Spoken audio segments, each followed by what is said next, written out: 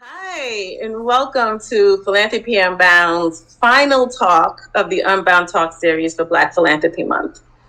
For those of you who have joined us for at least one conversation this month, welcome back. For those of you who this is your first conversation with us, welcome. Thankful that you joined us. I am Renee Jocelyn, Principal at Philanthropy Unbound, and I am so pleased to bring you this last conversation as part of our Black Philanthropy Month Unbound Talks series. This conversation is all about love, peace, and soul, and it's one of my favorites. I really wanted to bring this conversation forward, not just about the love and peace and soul part, but about how we fund this work as well, because it's just as important as our other conversations. How do we take care of ourselves and our people and not lose ourselves as we do all of this amazing work and fund this work? Hopefully, this conversation will help us do better and show us where we've already been doing a really great job. This is not a frou-frou self-love conversation. I hope it will be a radical community and self-love conversation, moderated by esteemed author and principal at the Soul Foundation, Jimmy Briggs. But before we get started, as always, thank you to the DJ. Amazing, amazing, amazing. Really excited that you're here and look forward to getting more from you at the end of the conversation. And much love and appreciation to my advisors, Emma Gordon-Reed, Yvonne Moore, George Suttles, Marcus Littles, and Seytu Jamel Hart.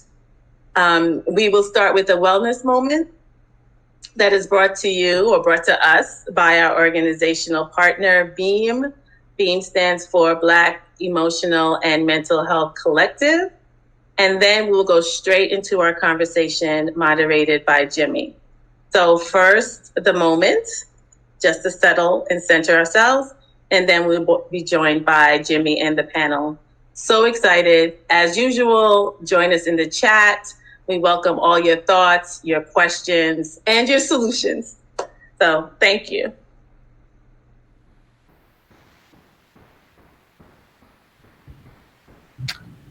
Good afternoon, family.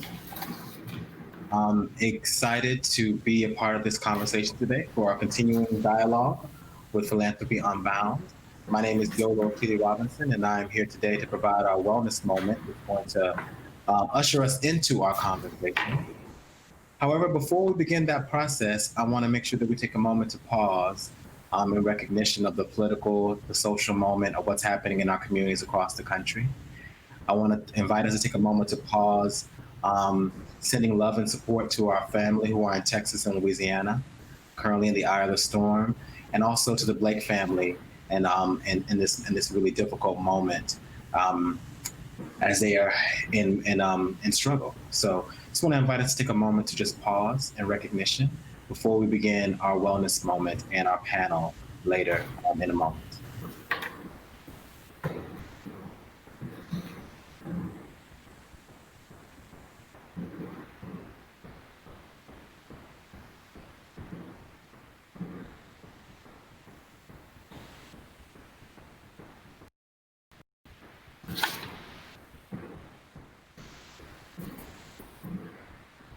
Thank you for joining me in that pause, in that moment. Once again, continually sending love to all of our family, our community, our folks as we continue to resist, as we continue to work actively to defund the police, as we will continue actively to transform our world to center Black life, Black joy, and Black healing. Today's tool is very relevant to the current moment. It is called the Talk Tool. And for many of you who have been a part of the other conversations we've had, you know, for every week I've come and presented a tool, one of BEAM's tools, for us to kind of use as a guiding point for us to discuss. That tool will be presented in the link in the chat conversation. And I want to invite you to open, and we're going to talk about relevant as a tool to cultivate ourselves and today. All right. So the tool we're using is called the Talk Tool. You should have it open hopefully by now. And as you can see, for every letter of the word talk, we have a different phrase that goes along with those letters. What I'm going to do today for our wellness moment is take us through all those pieces and encourage us to kind of think about how we can incorporate this in our lives as well as share with other people in our community. The first piece that's really critical is the T. And as you see on the T of the talk tool, it says taking time to pause, to name our feelings, and make time for conversation. We are in a moment where anxiety is heightened, stress is heightened. We may be moving constantly in motion, and maybe we don't cultivate or create a space for us to just pause and be present with what we're feeling, whether it's the grief, whether it's the frustration, whether it's the hope for the future, whatever those feelings are.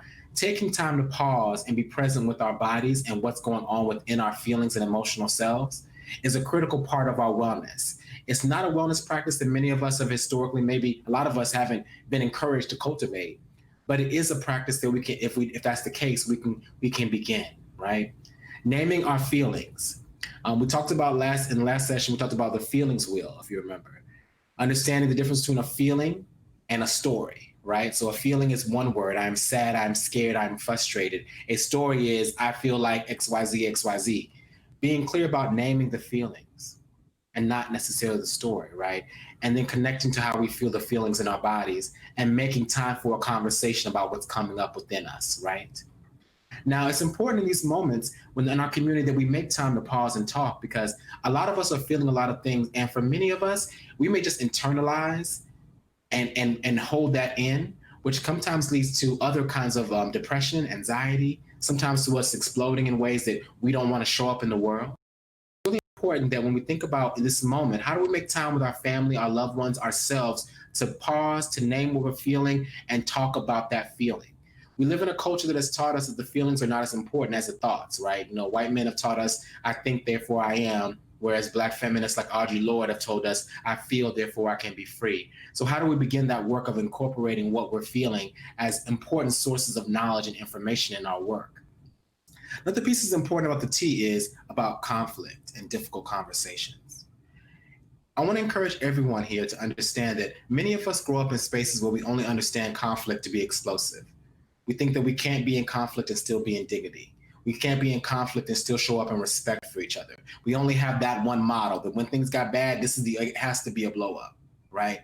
I want to encourage us to cultivate other ideas of how we can be in conflict and still hold respect for each other, and not let our fear of conflict from the past experiences or whatever our relationship is conflict because we're scared of not being liked, we're scared of whatever those things are, to interrogate those things and not allow those things to keep us away from difficult conversations we need to have with our family, friends, and loved ones, right? We have to make the time to pause, to name our feelings, make time for the conversation, and not allow our fear of conflict to keep us from being rooted in integrity and honesty with each other. The A is affirm and validate each other's feelings, ask open-ended questions for understanding. So affirming someone's feeling doesn't mean that I agree with what you feel. It means I understand where you're coming from. I see you. I understand how you could feel that way, right? It's not saying I agree with the narrative or the story that you might present. It's saying I affirm the feeling and I see you and what you feel, right? So once again, holding that space, sometimes you want to rush to critiquing someone's ideas and their behaviors without starting at the space where like, hold on, let me first start off by, I understand why you could be upset about that. I understand how you could be hurt. I understand how you could be frustrated. And holding that before we rush off into the critique or the response or the ego part of ourselves that wants to defend against the vulnerability and the discomfort of conflict, right? Go to that affirming and validating. Ask questions. We live in a time, right? People are intent, like, you probably going to know what you think. Sometimes you don't. And a good way to kind of assess if we are in the process where we're projecting is that when we start making about someone's behavior, asking what their behavior is, we might have a tricky story of projecting. Projecting, of course, is when we assume a narrative or a story or a reality for someone without asking them what they really feel, what their intent was, and what's behind their behavior.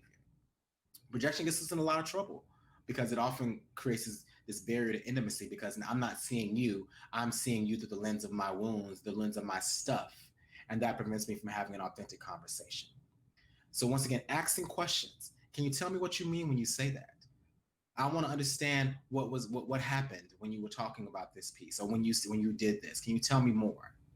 As opposed to rushing to invalidating, to dismissing, or intellectualizing a particular conversation. L, listen with intentions of working together instead of defensiveness and control. On, I believe it was 2 sessions ago, we talked about how when we're in conflict, a good way to think about approaching conflict is, it's not me and you versus each other, but me and you versus the problem. The problem might be poor communication. The problem might be a misunderstanding, right? But if we unite our forces to come together to address whatever that is, the idea, the thing that happened, then we can be in unity together. But if we're fighting each other, we're missing the point. And we're often creating a lot of distress and duress that is not helping us get closer to understanding and cultivating understanding.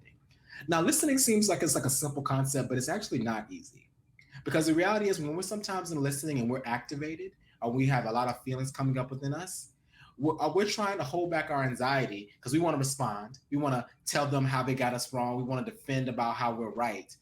And as opposed to listening and also and being present with that. We're listening to respond as opposed to listening to understand. We're listening to dominate as opposed to listening to understand, right? And so training ourselves, retraining ourselves to be like, how do I hear you? How do I listen to you when I am feeling all this in my body? When I am feeling frustration? You know, what does that look like? How do I practice that? And there are many different ways and tools you can use. You can find a lot of them on our website to really encourage us to like practice listening. Because a lot of times we're not listening. We're just hearing the stories we have in our heads, and we're just telling those stories, right? And when we get defensive in those moments, really being mindful. What am I defending against? Am I defending against feeling like I'm a bad person? Or feeling like I might feel invulnerable? Feeling like I might feel hurt? What are we defending against in those moments? And what would be the opportunity to name that feeling, as opposed to rushing into creating more combativeness and defensiveness, which doesn't get us to understanding? Whenever we go into a conversation or dialogue, it's important to think about, what is our intention? What is our purpose? Is your purpose is just to tell them about how they're wrong when they're a loved one, or how they need to do this right, that's your intention. You're going to cultivate that energy. But if your intention is to say, I want to understand where you're coming from, I want to share where I'm coming from, I want to share my perspective and my feelings, I want to hear your perspective and your feelings, that's when we get intentional with our focus and our goal. And I'm speaking specifically about intra-community dynamics, right? I'm talking about us as Black people talking to each other. When we listen with those intentions, we can sometimes build bridges where there aren't any, right? The last one is K, keeping it 100 and maintaining respect for each other in a conversation. We're not in a place to know how to show up in a dialogue with someone in dignity and in respect with them. That means that maybe pause. I'm going to conversation. I can't talk right now in a way that respects everyone. I need to step away. Let's talk about it. Let's talk about it Monday. Let's talk about it Tuesday. It's not just running away from it and never addressing again. It's about naming that I don't have the space for this now, and then saying, let's come back to this at a later time. And scheduling when that time is, so that people don't feel like they're being abandoned or left behind, right?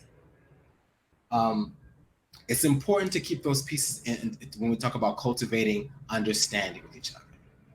And so when we look at this tool, it's really just a guide map, about like thinking about when we've been in conflict, how we could have, if we have taken some more time to listen to understand as opposed to listen to dominate, how that could have shifted things. And maybe we start to realize when we look at this tool that we're not good at listening because we're always defending, because we feel like we've been fighting so hard for so long. And that has been a survival strategy, but it's not helpful for us in all scenarios, right? So figuring out where it is useful and where it's not useful, not from a place of shaming ourselves, but from a place of understanding and compassion for ourselves. So we all have growth to do, learning to do. Then many of us did not grow in environments where we were encouraged to communicate about our feelings, encouraged to be in dialogue and conflict in ways that were healthy and loving. And so this is a new muscle. But when we think about the new world that we desire, the new world for healing, for peace and restorative justice and healing justice, we have to begin to think this critical work is just as important as the structural work, as the systemic work of ending racism and misogynoir and transphobia. It has to be our interrelational too. We have to learn how to be in community with other, and recognize how anti-Blackness has taught us to treat other Black people, sometimes in denigrating and disrespectful ways. And so that's how our stuff shows up. being honest about that. And so that is our wellness tool for the day. I want to encourage us to take this tool, share it with your folks and your friends. Make space for yourself and your feelings, but make space for other folks too.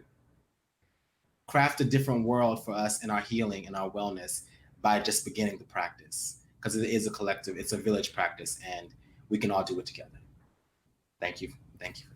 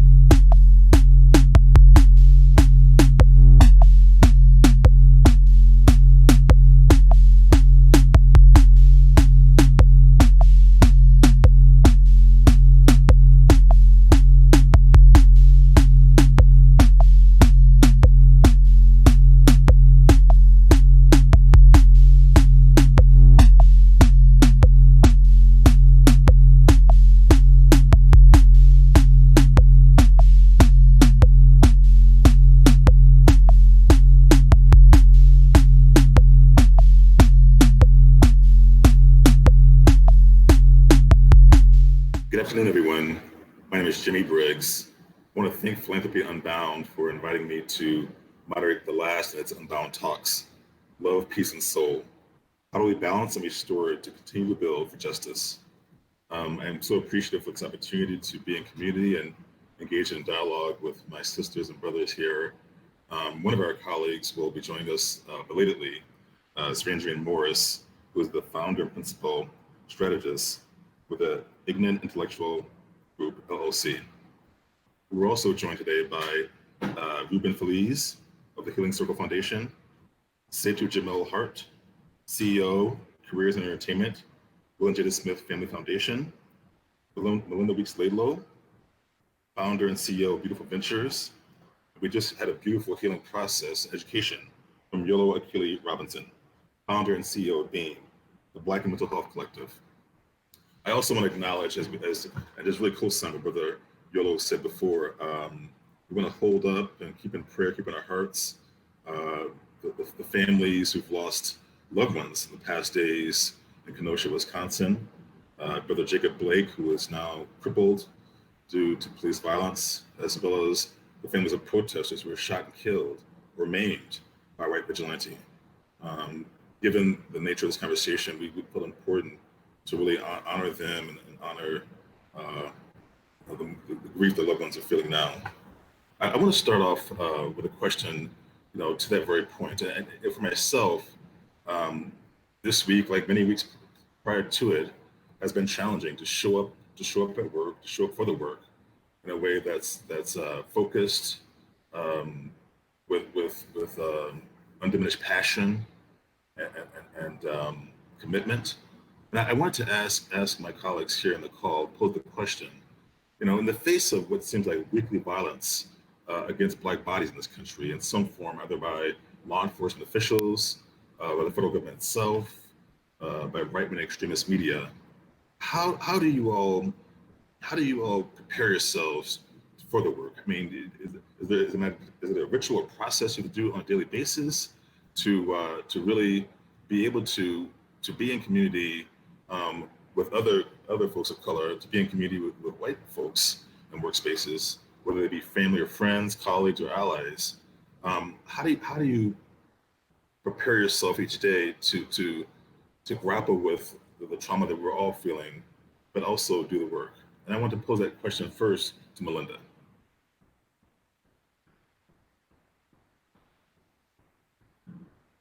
Thank you so much for posing that question. It is the question. It is the question of the moment, right? And I look forward to having us collectively answer that question. I am drawing strength from knowing that dealing with trauma and assaults to our bodies and to our spirits, to our humanity is part of the trauma, right, that we have experienced historically as Black people.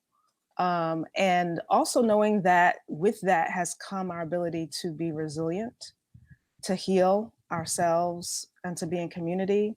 I think for me, I am in search of figuring that out. I think it's a combination of knowing that the daily practices, the daily ways that we try to stay in tune with our body, question of the moment is to heal, dealing and be in tune with our own humanity, whether that's meditation or exercise or body work or prayer.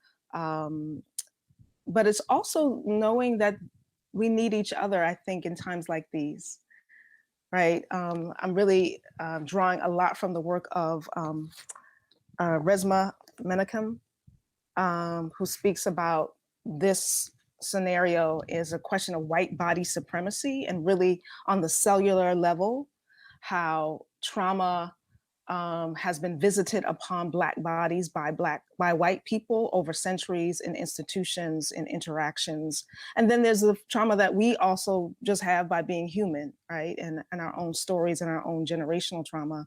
But part of what this work is compelling me towards more is the fact that communal trauma is remedied by communal healing. And so reaching out for each other, finding those places and spaces where you can be honest, where you can cry, where you can vent, where you can love as an act of resistance. I think the relational quality of our lives as Black people are being called upon to step up in ways that are commensurate with the level of indignity and dehumanization that is happening to us. It seems at an even more accelerated rate, but in my lifetime, I will say, it does seem that way on all these levels, structurally, interpersonally, spiritually, psychically, economically, all the things. So that's my first attempt at an answer, but that is the question of the moment, Jimmy.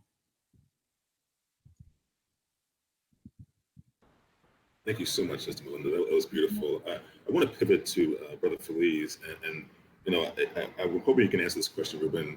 I'd like to hear your response, especially through the framework of what you're doing at the Healing Circle Foundation. So, with the Healing Circle Foundation right now, because we just literally started like 2 weeks ago, awareness is key here, and just being aware of self. So what we're trying to do is promote health to market communities who need resources. So funds here, all we have is what we could do. So a lot of research and a lot of posting on social media, a lot of trying to reach to the younger crowd to hopefully pass on to like mothers and fathers, because that's how it works, right? Anytime I see something that could help my mom, I'll be like, hey, look, I'll share it to her. So that's just our hope here as a young nonprofit, is to post as much information as we can about mental health, because at the end of the day, like, I'm Afro-Latino, but I can only see what my Black brothers and sisters go through. And mental health I can see is not taken seriously. So one way we would try to, touch in these communities is by just literally just blasting it on their face. And what better way to do it than to do it, on Instagram, Twitter, constantly posting, constantly sharing, finding cool ways to make mental health hip, as the young kids like to call it. making it fun. So it's just about that, by also promoting vulnerability as well. So letting it known that it's okay to look like me and have feelings, and having it be okay to look like me and be vulnerable enough to say, hey, look, I'm sad. And, it's not looked frowned upon. So just building a community inside communities that could spread the good message here is what we're trying to do. I want to dig a little bit deeper on what Ruben just said, and Sister Melinda. I mean, these blockers, something that Ruben just said really struck me, that mental health is not taken seriously. It seems to me that we have to even acknowledge there's a mental health crisis in our community to even begin the process of healing. I mean, from your work, from your perspective, I'm just curious, like, what do you see as the blockers, or why, as a community, we don't make visible this historical trauma we've been enduring for the past 400 plus years?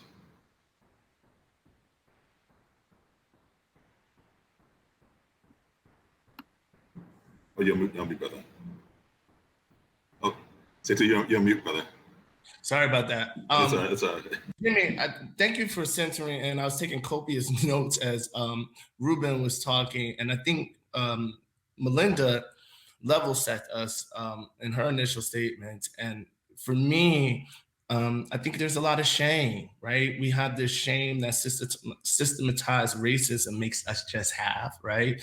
And then we just have shame, especially if I put it towards men of color, some of the things that Ruben and Helen done. It's just all this shame. And when we do the work that specifically Yolo and Ruben are really leading the field and being real change agents in to make it cool, right? When he talks about making it cool to be vulnerable and then be open to communication, that's real. Like, it may seem very basic, but there are tons of young people who are just struggling, who are contemplating committing suicide, or just contemplating like their lives, or needing motivation. And when we live in systems that make their ideas even seem less than, we have to change that. And then we need to do the work, right? Those of us who either sit in places of privilege and or have access, we have to be really intentional and accountable of how we do that work. Like, for instance, right, to make myself whole accountable, I just listened to Ruben talk, and he made this comment about a lack of resources, right? So in this space, the way my mind immediately works is, when we get off this call, how do we figure out what does that look like and mean for him, right? And even in real time, not that we can necessarily write checks, but in real time, what is your structure? Because there's a structural, if we're talking about structures, there is a structure in place. That does not mean that structure does not need to be disrupted and changed, but how in real time, because the end users in real time need help. And so it's important to do that work. And I just want to circle back a little bit to the first question, because that's the question you first posed. It's been important to me to institute for my own self, kind of my own triumvirate, right? Of putting the oxygen mask on first, as I say, before we go out and do this work. And for me, important almost every morning is, I need to spend a certain level of time with God in prayer. And I also then need to, and I think for whatever your spiritual discourse is that brings about positive and light and motivation in doing this work, you have to do that for yourself. And then whether it is exercise or whatever it is, I don't care what it is, but if it is helping you, especially those of us who get out there and are on the front lines, I call this frontline revolutionary work, the work that we're doing. And whether you're in the grass tops, as I call it, or in the grassroots, we have to do the things that whatever your put on your oxygen mask activity is, right? To make sure that you're breathing and you're whole. I just think you have to do the work to find that, whether it's working with a therapist, whether it's reading a book like with Melinda, whether it's going on Beam's website, right? So even in this space and finding some tools, use them, because that is important to yourself and to how we begin to continue to do the work we need to do in community and, quite frankly, in the world very broadly. You brought it on that. You brought on that response. You brought it. Oh. Thank you so much. You brought it. Thank you, Steve. You brought it, man. I want to ask. I want to go deeper. What you just said, and but I want to take it to Brother Yolo. I mean, you know, Melinda said it, Ruben emphasized it, and you elevated it too. But I wonder sometimes what happens when we can't see each other. I mean, you know, we can put on our oxygen mask in terms of, you know, our daily processes for balance and for healing, for sustenance. But I feel sometimes, and maybe this is the journalist in me, sometimes, you know, as people of color, Black and Latinx, particularly Indigenous as well, we don't see each other's pain or trauma. The systems blind us. It's hard enough to process our own, much less see what's happening in my family, my space of faith, with my children, with our parents, with my boys, with my friends, with the sisters in my life, the people I love in my life. And I just wonder, Yolo, like, how do we eradicate the barriers of visibility within our community to our collective trauma, the trauma we're not feeling it. Not the trauma we feel individually, but the trauma that surrounds us. Absolutely. Thank you for that question. And I want to build upon a piece that Melinda so brilliantly stated, is that collective trauma has to be dealt with collectively. And why that is important is because oftentimes in Western wellness practices, we are encouraged to always isolate and be one-on-one. One-on-one support is critical and necessary for many of us. I do not want to diminish that, but I want to hold that we need to also be cultivating more communal and collective spaces for our healing and our wellness, right? That is absolutely necessary. The first piece I think that's really critical is understanding that none of us is exempt from internalizing the same forces that have dehumanized us within ourselves. That as a Black people, we have internalized anti-Blackness, and it shows up in our inability to see, hear ourselves or each other. We have internalized misogynoir when it comes to seeing, hearing, and listening to Black women, when it comes to seeing, hearing, and listening to Black trans women, to Black gay folks and queer folks. We have internalized white supremacist ideas that have told us certain Black lives are not as valuable. And at the deep core, the core of racism, when we look at the history of psychiatry and mental health in this country, we see that psychiatry and psychology often communicated that Black people were not capable of mental illness or mental health because we were self-human.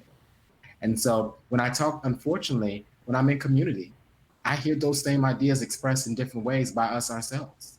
And I've often been in my own youth a victim of saying those same things, right? When we say that, like, well, he good, we can't even see each other because we've been taught so deeply to internalize these perceptions. The first step, I believe, is acknowledging that they are there. To acknowledge that all of us have internalized filters that have colored our perceptions and our inability to see each other. And those filters, in addition, are also imbued with our wounds, our individual wounds. They are embedded with our regional, geographical, cultural pieces as well, because Blackness is not monolith. We're not Afro-Caribbean folks, folks who are from Africa, just really not naming the diversity of Blackness, first of all, that it's not one color. And then I think that one thing that's really important to name as well is that, and I want to kind of go back to a question that was stated earlier about how do we begin to address it on the daily. I really want to name this piece for a lot of the executives, for a lot of the leadership folks who are in this space, about how we begin to support people in this moment of distress who are on our staff who are Black, right? And so giving some really critical thoughts. So first piece, as an executive director of an organization of majority all black staff, there were some things that I was clear need to be put in place. One, immediate, because I was able to, and if you are able to, I want you to consider this, give bonuses and also increasing the pay. Why am I saying this? Because the reality is many of our folks are taking care of our folks who are unemployed, taking care of aunties and relatives and other folks, right? In addition to taking care of themselves and their families. So if you are a leader of an organization and there are Black, brown folks in your institution, we know from the information on wealth that many of us, we're taking care of other folks. So how do we recognize in this moment and we bolster the economic support for folks? We also need to really reassess our relationship to work. People are trying to work in this moment as if COVID and 19 is not happening, as if a racial justice uprising is not happening, as if we don't have a white supremacist in the White House. Like, this is not the moment. We can't be in denial. So that means that, like, for us, we don't work on Fridays, right? We have a 4-day work week. People get scared about that, but guess what? The reality is people aren't working or being productive when they're kind of in that distress anyway, right? So how are you readjusting your timelines and your expectations for your staff? How are you building in wellness opportunities for not only them outside of the work, but also time for us to check in with each other as well, building relationships? Because Zoom has created this isolation for a lot of our institutions. One of the things that we do is we have what we call water cooler time, where it's just like an hour, and I'm like, let's what's going on? How the dogs? How the kids? How grandma? Ain't no agenda other than that, right? We can get the other work pieces done. But we need to make sure we have time for each other. So thinking about concrete, systemic, and structural pieces we can do as leaders of executive directors and leaders of organizations, think about how we support our Black staff in this moment is critical too. And I just want to lift that up with everything that everyone so brilliantly stated. I'll jump in and say too, you want to say something? I'm so glad Yolo lifted that up, and just because we also have, I totally agree with everything. I call it putting in the DNA of your organizations, these new things, and reframing it. And because I'm also sitting with my colleagues also in philanthropy, I like to even get to structural and talk how philanthropists talk. It's supporting fringe.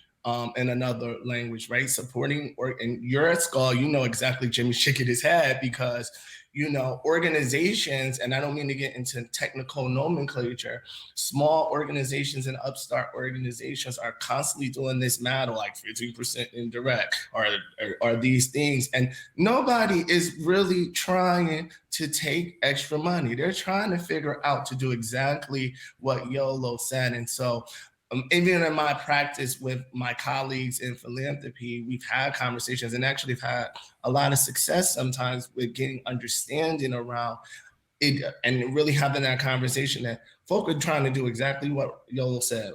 If we're talking about the racial wealth gap, it's not just giving the grant to support it, but the people who are actually working in these institutions are the people who are impacted by the racial wealth gap that is over 200 years, right? So we won't even see it in this lifetime if we don't accelerate and put some steroids. So I'm actually really grateful that Yolo brought that up. And we have to be brave. Sometimes our bravery and our revolutionary is being in those rooms, in our august places in philanthropy and having those tough conversations. And I know we're moving around unrestricted, but just even little things like people, when they're putting in again, that fringe, that's for healthcare. Like, right, we all know it's rising, but people need to pay the people. So really appreciate that, but on a very structural, I just want to add that champion of those kind of things too. Jimmy, if it's okay, I'd like to add on to that piece that you said briefly. Sure, you add on, and now I want to go back to Linda and Ruben. But please go ahead, y'all. Another piece is really important. Beam has been doing this work called Build a Black Vision for Mental Health. And one of the things we're acknowledging and naming, I think it's important to name, is that there is no national fund to support Black mental health and healing justice efforts in this country, right? And when I say healing justice efforts, I mean mental health support that is not involved with the criminal legal system, which I can go down a very twisted road and tell you about how all the complications of that. And so I think when I talk to my philanthropy partners, I'm like, we need to be talking about convening that fund, collaborate with partners to fund innovative mental health work and wellness work in Black communities, both within the context of Western clinical. Now, you know, if you're at school, both with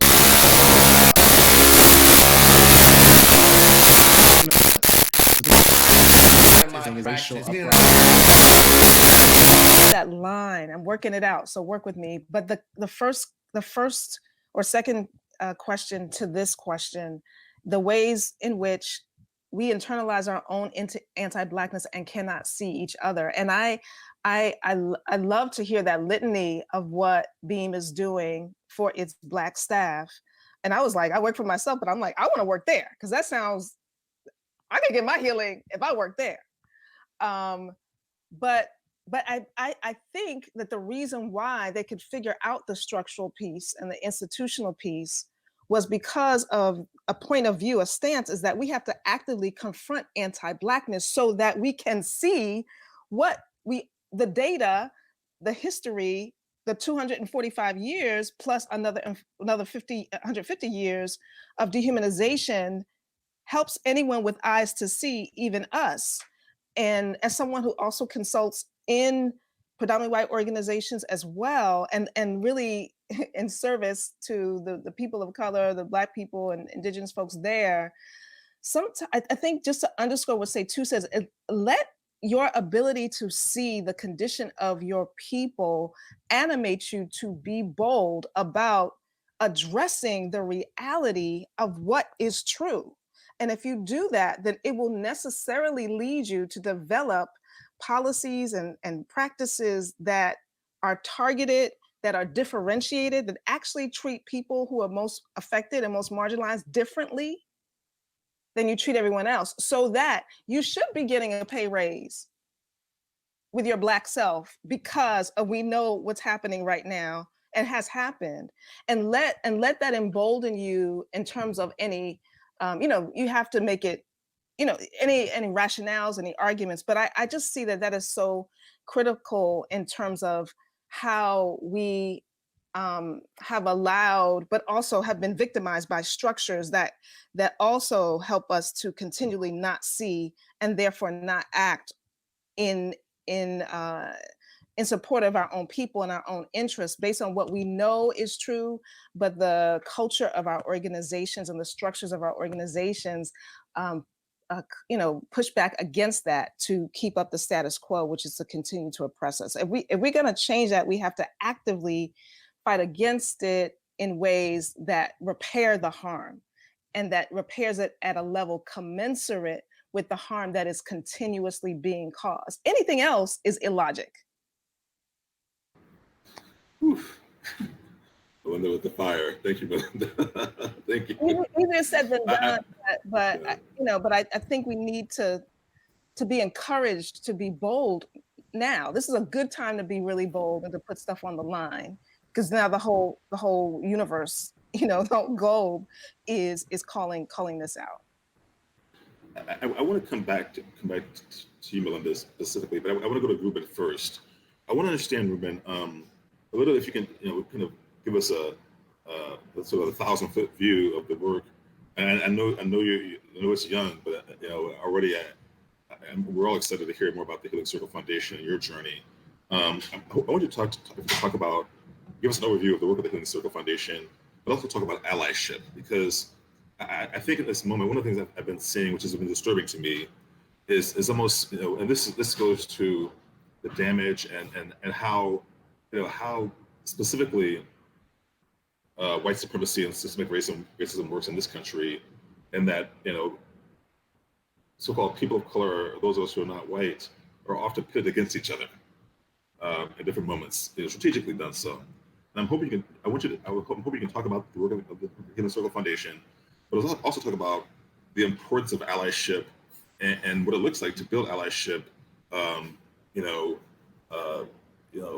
Black and Latinx, Asian and Black. I mean, how do we, or Indigenous and Black, how do we transcend, the boundaries of our artificially constructed identities to find that common humanity, that common ground in the face of this oppression that affects all of us?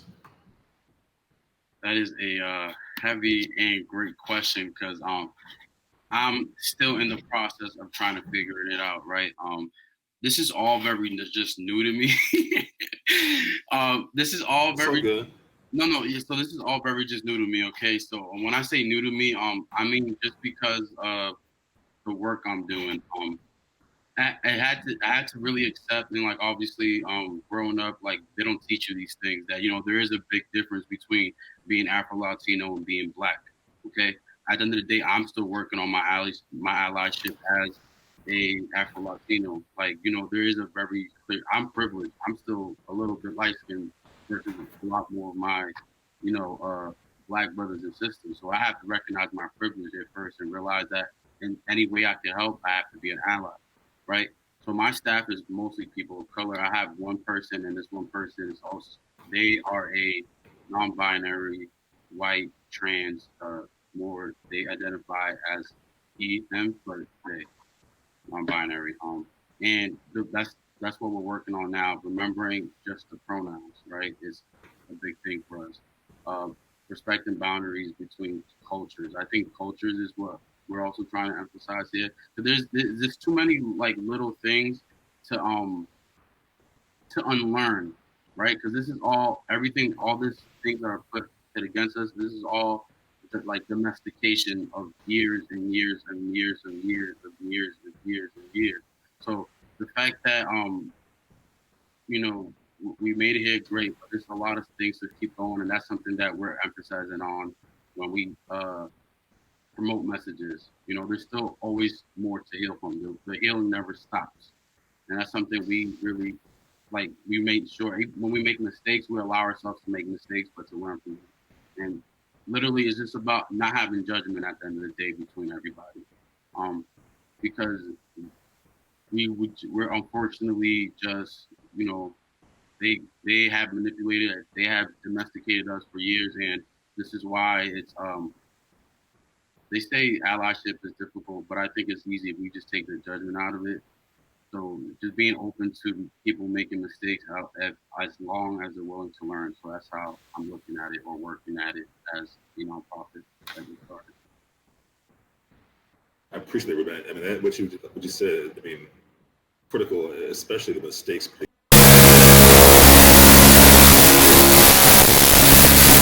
Mistakes. And I'm hoping to say non-judgment to understand that, and continue building, continue talking, and find that common ground, common humanity. Melinda, you know, from your experience as a consultant and as a social entrepreneur, you know, you have beautiful ventures, which we're all excited to hear more about. How does navigation regarding conversations of care differ in racially mixed spaces versus, you know, all Black organizations, or, you know, all, you know, people of color organizations like Ruben's and Yolo's? That's also a great question. It's something that it's really live for me, because of I kind of wear two hats. One is my consulting work, and I do a lot of different kinds of work, including anti-racism, which tends to be in social movement space and also in institutional space where it's interracially mixed. And for that, again, as I said, I'm really being influenced by the work of Resmaa Menakem. And part of what he's saying is that in terms of part of it is that we can't deal with the cognitive understanding of racism, of trauma, of being anti-racist unless we appreciate the fact that we have healing from what he calls white body supremacy that is located in our bodies, and to begin to develop strategies at the somatic body level to attend to that. And for him, he says that cannot be done interracially. He says, because inevitably, if you're trying to heal with white folks, you're gonna get hurt. You're gonna get hurt because of just the nature of the construct of what white body supremacy does. So that is something I am literally grappling with as I go into organizations and want to do more, work that actually is gonna be transformative. But knowing what I know, how does that work? At least it works. Some stuff we can do together, and some things you need, caucus.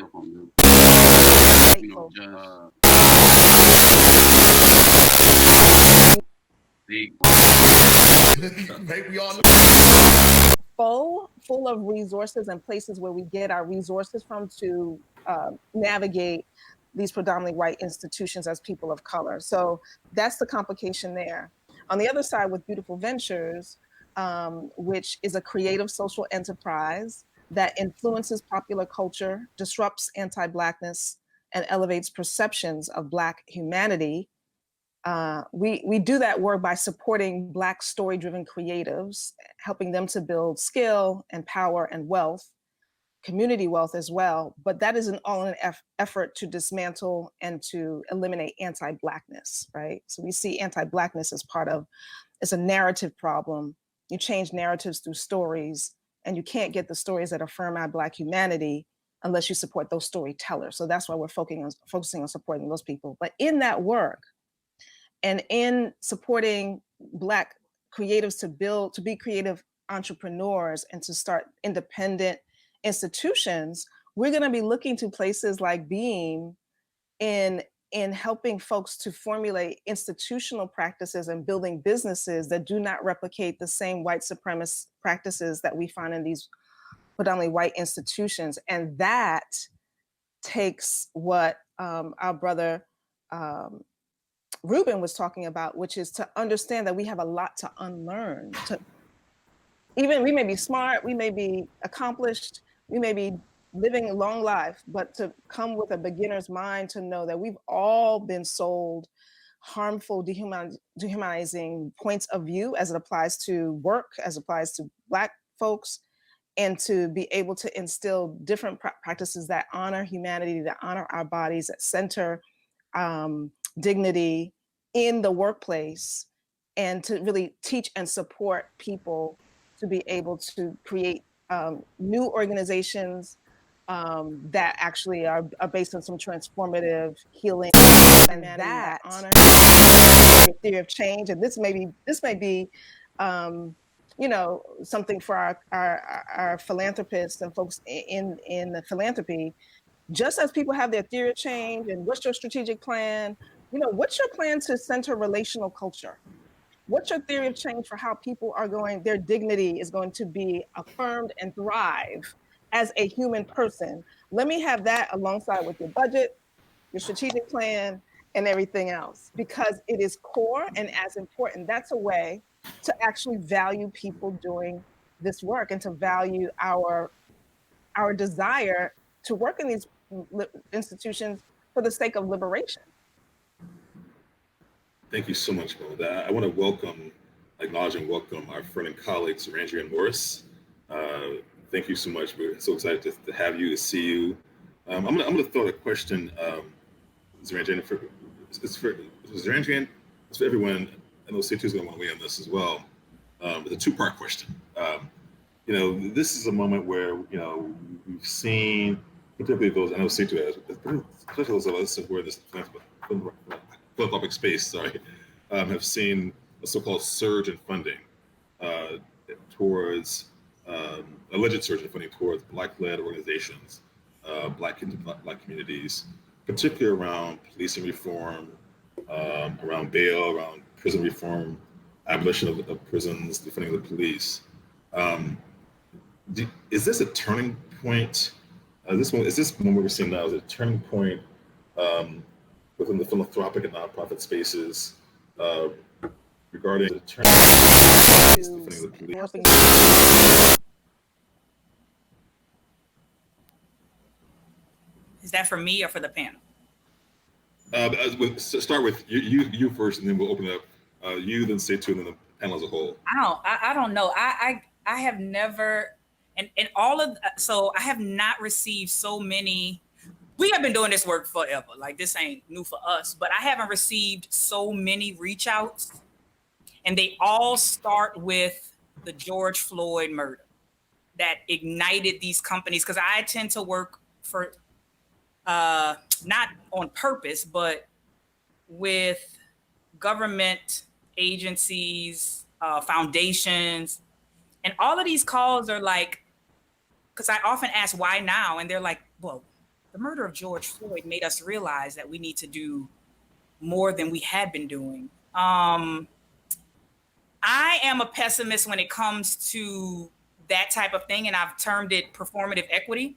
So I want to think that it's wellness, and I want to think that it's genuine, and I want to think that it's real. But the thing that got it started makes me think that it is a hot buzz topic. I want to think that it's real though, but I'm not so convinced right now. Thank you, Andrea. Let's go. Wow, I lean towards your feelings, to be honest with you. Some days.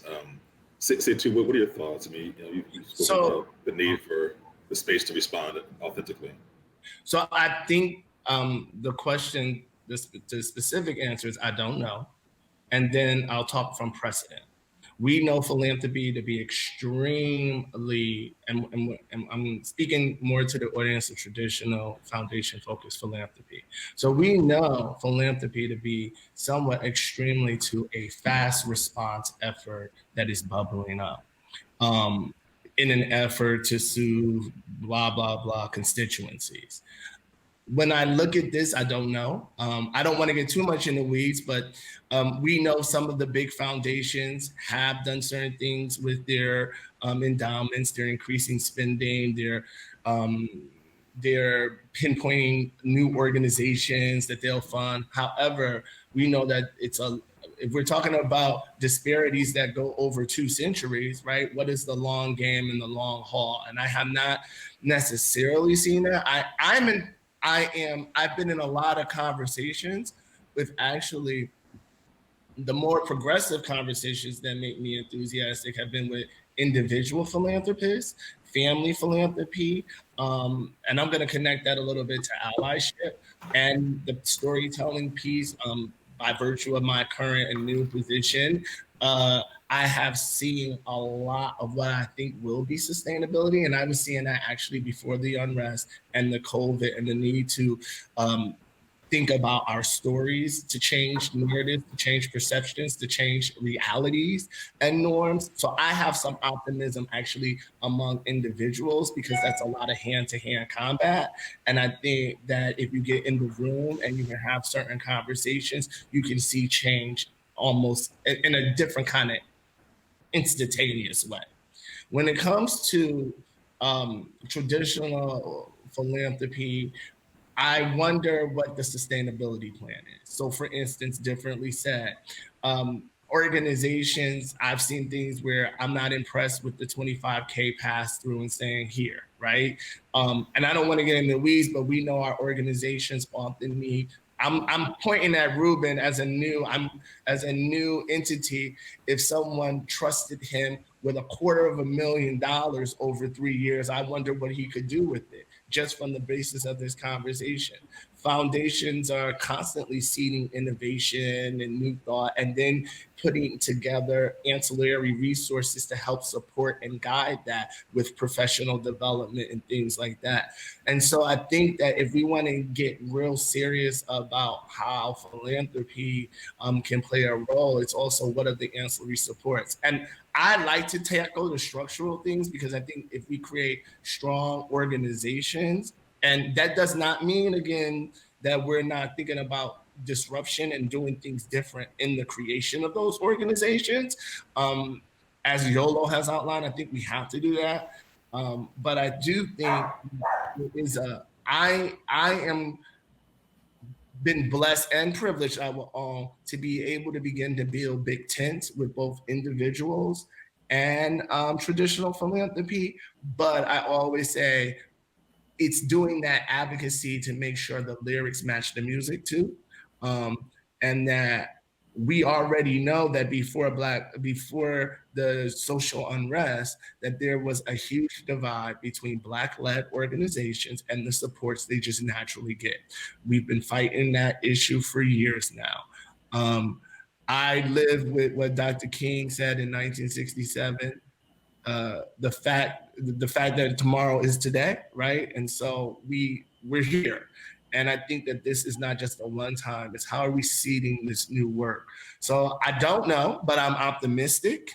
I'm seeing certain organizations get resources that they should, but I think it's also important. I'm really intrigued about what I'm seeing, like with the Ruben Feliz. There's a cohort of other people young people doing some amazing work that are young people of color and across the spectrum of diversity, that I think we should be really focused and being intentional about seeding their new ideas and thoughts. Yes, that's a plan of action. That's a plan of action. I want to hold that question for those who want to respond in the group. I also want to refer to the questions we're receiving in the chat from those who are watching and listening in. So I'm going to populate those in our conversation as well. Some of the questions have actually been addressed directly or otherwise, but there's a question, and this may be more for say too, myself and anyone else. As funders, how can funding institutions make the application process, the grant seeking process, less mentally or emotionally draining, especially for people of color-led nonprofits? So who wants to take that question, both from the funder side or the nonprofit side? Any thoughts about how do we decrease, I would say, the blockers, and make the process, to say things more encouraging, more nurturing. If I could say something real quick, if that's okay. Please, Ruben. Yes. I think an issue. Well, it's not even an issue, but I think it's the hoarding of information within our community. I think we need to work on that real quick. That definitely starts, and it's almost like also like it starts with gatekeepers as well. So like if we know that there's a big organization already kind of doing something and that they don't really need the grant anymore, why not look at let's build another foundation, or let's look for another organization to fund so it could get the thing. And I'm seeing that a lot of big organizations where they get the grants over the smaller ones. I'm just like, well, they don't need it. Like they're already getting funded by the community already as much as what I'm trying to say is like some organizations, they get built and they stay built, and the money goes to this one specific organization, and like it doesn't overfill their saucer. It's almost like the more money they get a bigger saucer, and it doesn't fall down to organizations like mine or other little organizations that are kind of doing the same thing. So it's frustrating because by the time we find the grant or by the time we find these funds, it's already done, and the bigger organization with more resources have already got to it because they're already in cahoots with whoever needs to be in cahoots with, So it's difficult, but there's a lot of like-minded people like me that have a lot of fight in us. So we're here fighting the good fight, and that's why I'm in this space with y'all. And thank y'all for listening to the event. Ruben, what you said is so critical because I think, from my perspective, frankly speaking, the place where I work, foundation where I work, and I know others who are listening in and watching, and say too probably as well.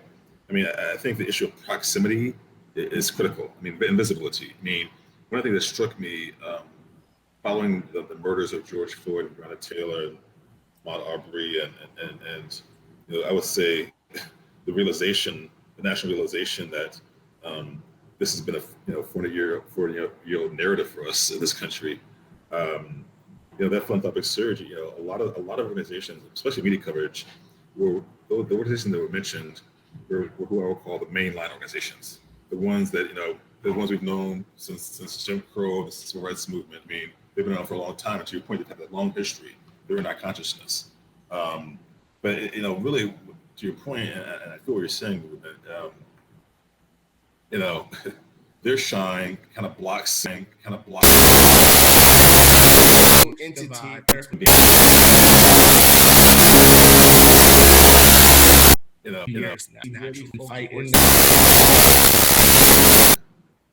Funders or mixed funders, predominantly white funders.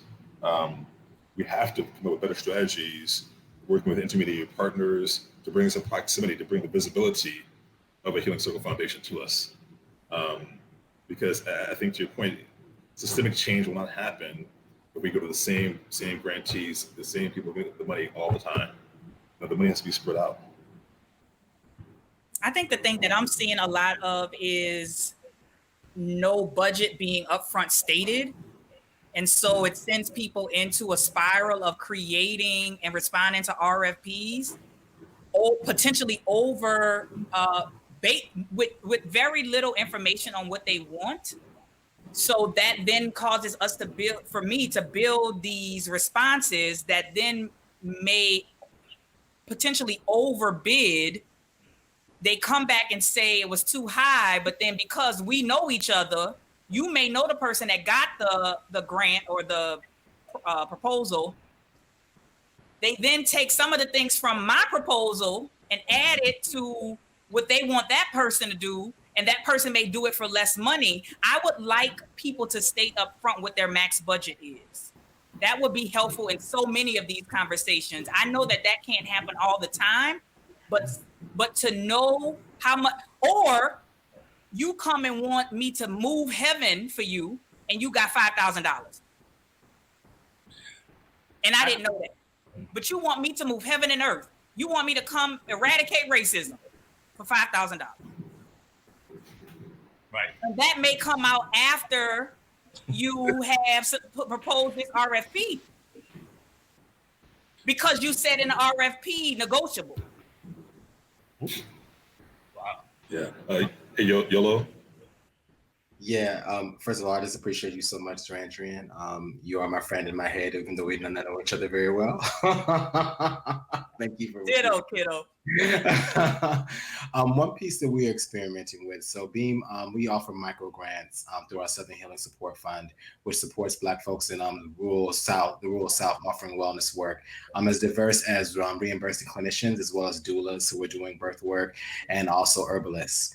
And one of the things we're looking into or beginning to implement in our process is we have a very low bar application, but we actually want to build a relationship with folks. So we actually, through our kind of application process, what we do is we pay people for their time. So say two organization applied for a grant, right? And so we would set up maybe 2 or 3 calls over the course of a month or 2, and all those calls will be paid for. So they would be compensated for their time, and we're getting to know each other. We're getting to establish a relationship, and through those calls, I'm talking to other people in the team, not just one person, not just the white CEO or whoever else. No, being hypothetical, we don't talk about white CEOs, but being hypothetical about like not just the CEO, but other folks who are there and saying, "Who are you? Who are we? Do we like y'all? Do you like us? Like, what's going on? What can we do here?" And I think there's 2 pieces that are really important: relationship building and paying people for their time, and making less of the paperwork so intensive, right? So like, you got to capture some things. We get it. We have to capture some things. But what really I found is most helpful, and like community partners I have, as well as funders, as well as people we support, is really relationships, because that's what helps us do really amazing work. So if I may, and I kind of get in trouble in this conversation with everybody on both sides, my philanthropic colleagues and organizations. I get a little pragmatic with this kind of stuff, but I want to be Melinda Smiley. She knows recent conversations. So it's a couple of things. I think Durandrian and Yolo are totally on point. Absolutely. And I want to just shout out, just in my last position working at the Association of Black Foundation Executives, it's just a different bird's eye view, representing foundations that had $4 to $5 billion, had over $100 billion in assets, and they passed about $4 to $5 billion. And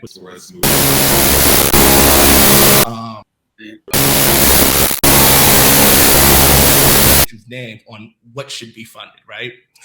And I say that to say that all of these things need to be addressed. And then there's some pragmatic things that I think we should always just be aware of and do, and challenge our community, right? If we talk about also what the realistic thing is when we're working with foundations, the majority of money from a data set, if we had the 400 billion that passes through for all these things that we're talking about, only about 13 or 14% actually comes from traditional philanthropy. So there's a whole conversation when Melinda and Yolo have talked about how we show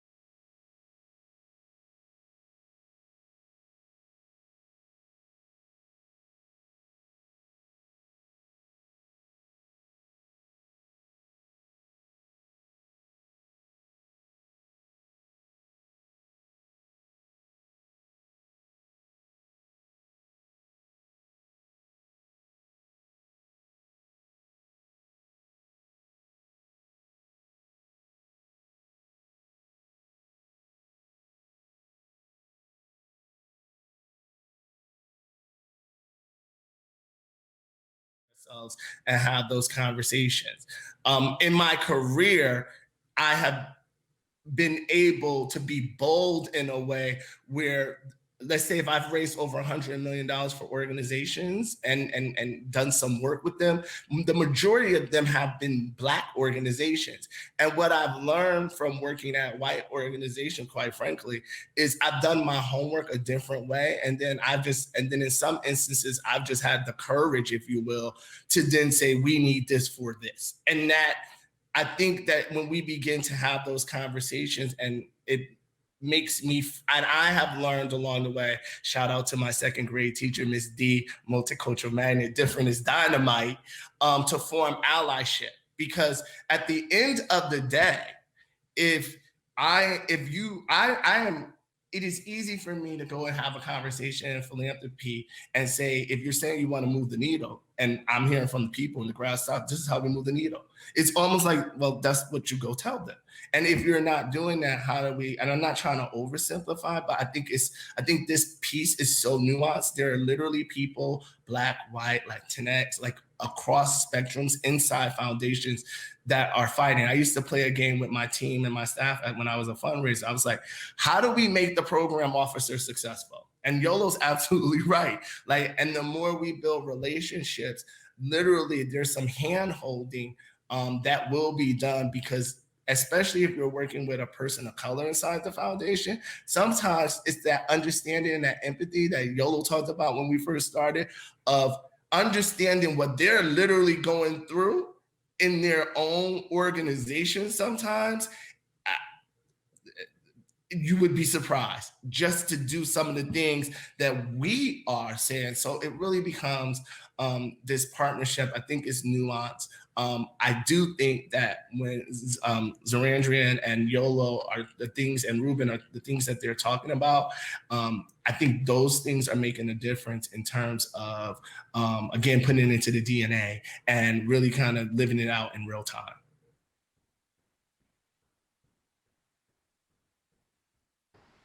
Thank you so much. There's a question I included in the chat for you.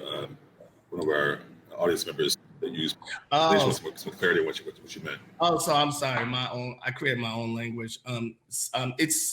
So I call it grassroots organizations and grass tops. I think Ruben was alluding to it. Sometimes the grass tops are big organizations. I don't want to specific, and so funding and resources are really centralized, but there may be some amazing organization in our community. I'm thinking of my old community, specifically Harlem, where I would spend a lot of time with some very, the organization, for some other reason, I think that was doing a lot of work on gun violence and keeping our community safe. They had a history of keeping our community safe for over 5 years just by doing patrols. And when I looked at their funding and up against another organization that was white-led, who claimed that they were doing some work, there just became some real intention on like, how do we right-size that? And I felt like that's more of a grassroots organization doing the direct work, and the grass tops are in there. They're at all the influential meetings, building the relationships, but these people are on the ground. And so how do you form coalitions so that you're not shaming? Because sometimes I've been in grass tops organizations and I've been in white-led organizations, and I know how I show up. So how do you form a coalition and build some alliances so that, one, they're talking to one another, but also I think it takes those of us who do have some privilege and have some resources to bring them to the table. And so I think some of this is bestowed on us to sometimes do that extra work, to take that extra time, because people are on the front line. So that's kind of, I'm not naming any specific, but that would be my description of grass tops and grassroots. Thank you so much for that, brother. We're at time, actually. I want to take time, if I can, if I'm allowed to, by our organizers. So I'd just love to have, especially as a rancher, I'd love to, parting words, parting wisdom, calls to action. Each of you, everyone. I just appreciate. It's been an honor to be a moderator on this conversation, and look forward to building with you all beyond this conversation. So maybe we can start with Yolo, Setu, Ruben, Sandrian, and then Melinda. Just parting words, call to action, message of love, whatever you want to share as we move on to the next portion of this Unbound Talk.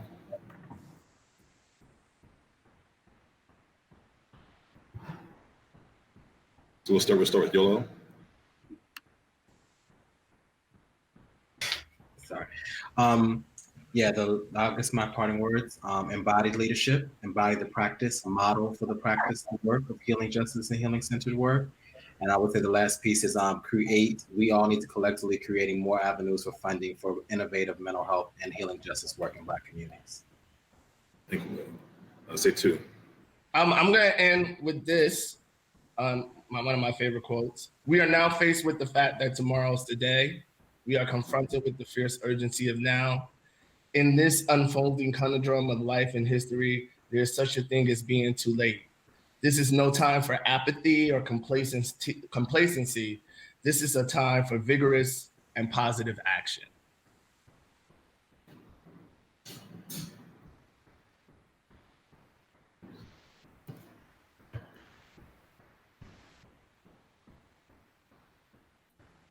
I'll go next. Ruben, Ruben, you're next. Ruben. Ruben, then Sarah Andrian. Yeah. I guess it's not really a call to action. It's more like a reminder. I just want to remind people that, there's power in vulnerability. Like, whether you believe that or not, you don't know what your one story could do for one person or a million people. That's why, I personally, when I was making content about mental health before I decided to make a profit, I would share everything and anything I can about myself and my battles with mental health, healing, or just life in general, because you never know who's out here who can relate, or someone that you can literally save their life. So just remember, anytime you feel like you don't want to speak up or talk about what you're going through, please do. You have no idea how that can help you, but also the other person receiving that message as well. Thank you, Andrian. I would just offer that there is no alternative, that liberation is the only way. Melinda, my friend. Wow. Yeah. What's coming up for me as words to encourage us as we go out is just to recognize that we have a lot of power. We have a lot of power. And, we can make mental health and vulnerability cool if we decide that we want to make that cool.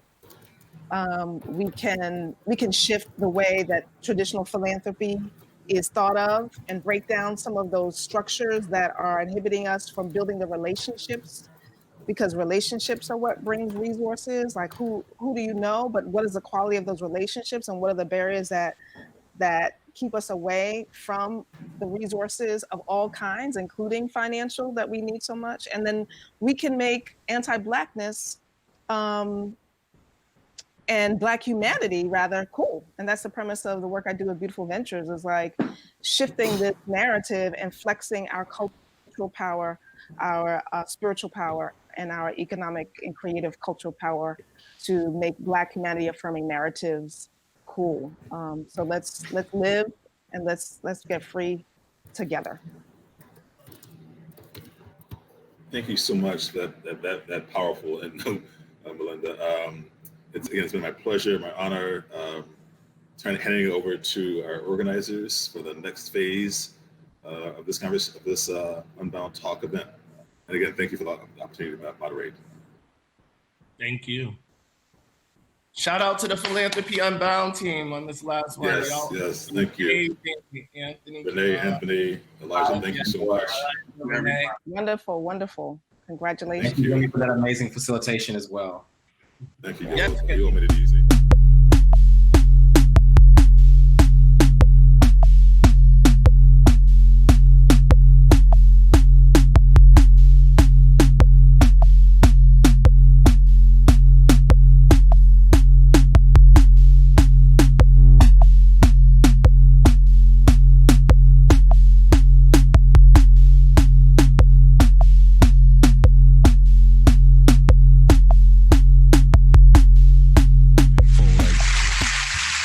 DJ Spin record. So yeah.